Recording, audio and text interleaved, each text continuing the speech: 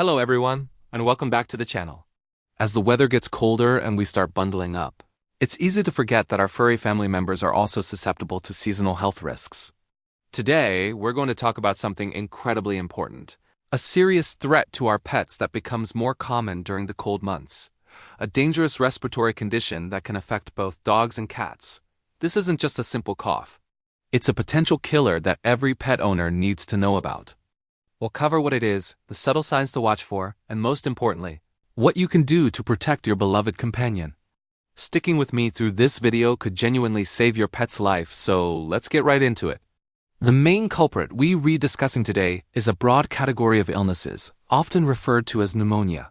Now, you've probably heard of pneumonia in humans, but it can be just as devastating for our pets. Pneumonia is an inflammation of the lungs, specifically the tiny air sacs called alveoli. When these sacs get inflamed, they can fill with fluid or pus, making it very difficult for your pet to breathe. This means their body isn't getting the oxygen it needs to function, which can quickly lead to a life-threatening situation. There are different types of pneumonia. The most common is bacterial pneumonia, caused by bacteria invading the lungs. There's also aspiration pneumonia, which happens when a pet inhales foreign material like food, water, or vomit into their lungs.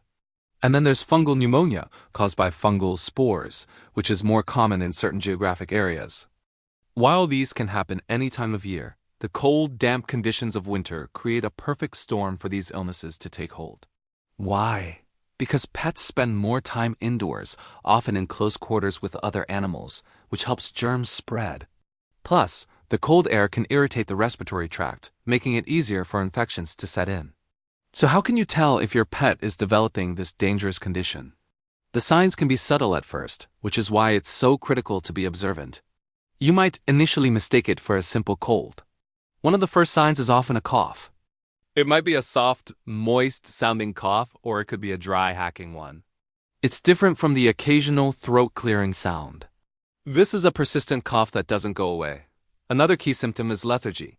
Is your normally playful dog or curious cat suddenly uninterested in their favorite toys? Are they sleeping more than usual or seem weak? This drop in energy is a huge red flag. Pay close attention to their breathing. You might notice them breathing faster than normal, even when they're resting. They might take shallow breaths, or you may see their chest and abdomen moving excessively with each breath. This is called labored breathing, and it's a sign they are struggling to get enough air. You might even hear wheezing or crackling sounds when they breathe. Other signs to watch for include a loss of appetite. If your pet turns their nose up at their food, especially for more than a day, it's a cause for concern. A fever is another classic sign of infection. While you'd need a rectal thermometer to get an accurate reading, you might notice other signs of fever, like shivering or warm ears. A nasal discharge is also common, which can be clear, yellow, or green. In more severe cases, you might notice something truly alarming, a bluish tint to their gums or tongue.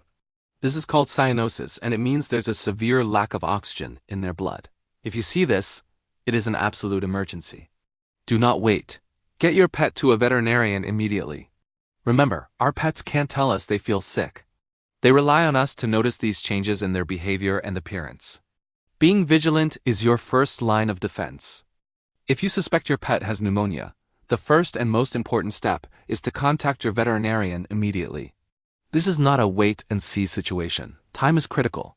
When you get to the vet, they'll start with a thorough physical exam. They'll listen to your pet's chest with a stethoscope to check for abnormal lung sounds. They'll check their temperature, heart rate, and overall condition. To confirm a diagnosis of pneumonia, your vet will almost certainly recommend a chest X-ray. This is the best way to see what's happening inside the lungs.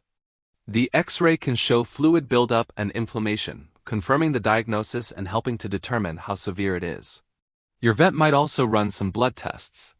A complete blood count can show signs of infection, like a high white blood cell count. They may also perform a procedure called a transtracheal wash or a bronchoalveolar lavage. This involves collecting a sample of fluid from the lungs to identify the specific bacteria or fungus causing the infection. This is crucial for choosing the right medication. Getting a quick and accurate diagnosis is key to starting the right treatment and giving your pet the best chance of a full recovery. Once pneumonia is diagnosed, the treatment plan will depend on how severe the illness is. For milder cases, your pet might be treated as an outpatient, meaning you can take them home with medications. The cornerstone of treatment is usually antibiotics to fight the bacterial infection. It is absolutely vital that you give the full course of antibiotics, even if your pet starts to seem better. Stopping early can allow the infection to come back stronger. Your vet might also prescribe medications to help open up the airways, called bronchodilators, or expectorants to help loosen mucus and make coughing more productive. For more severe cases, hospitalization is often necessary. A pet struggling to breathe needs intensive care.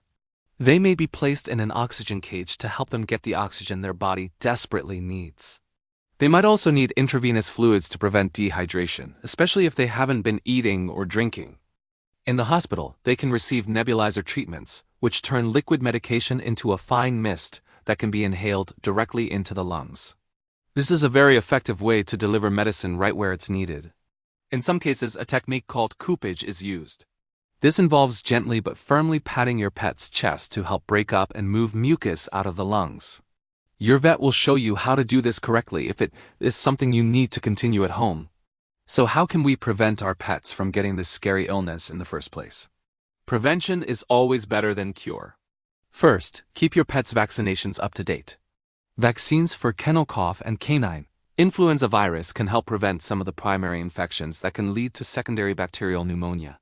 For cats, keeping them current on their core vaccines is also important for their overall respiratory health. Good hygiene is also key. If you have multiple pets, keep their food and water bowls clean. Wash their bedding regularly. If one pet is sick, try to isolate them from the others to prevent the spread of germs.